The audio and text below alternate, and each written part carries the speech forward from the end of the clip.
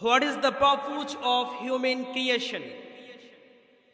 মানুষকে কোন এইম দিয়ে, কোন লক্ষ্য দিয়ে পৃথিবীর জমিনে পাঠানো হলো?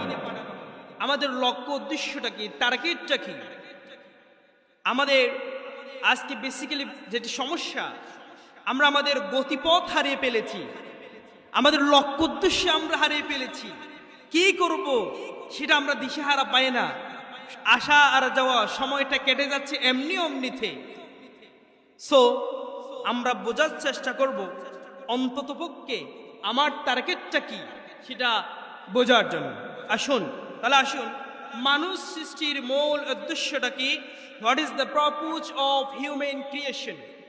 মানুষকে তৈরি করার মূল উদ্দেশ্যটা কি? নাম্বার 1 হচ্ছে কি কারণে মূলত মানুষদেরকে পয়দা করা হলো? What cast man to be created? মানুষকে কেন পয়দা করা হলো? মানুষকে কেন সৃষ্টি করা হলো? তার লক্ষ্য উদ্দেশ্য কি যদি আপনি প্রশ্নের আওতায় নিয়ে আসেন, আল্লাহ পাক রব্বুল আলামিন আপনার সেই প্রশ্নের জবাবে কোরআনুল কারীমের ভিতরে চমৎকার আল্লাহ পাক রব্বুল আলামিন আমাদেরকে एग्जांपल দিয়ে দিচ্ছেন। কোরআনুল কারীমের 51 নম্বর সূরা সূরাতুজ জারিয়াতের 56 নম্বর আয়াত আল্লাহ সুবহানাহু ওয়া তাআলা বলছেন, ওয়ামা খালাকতুল জিন্না ওয়াল ইনসা ইল্লা লিয়াবুদুন।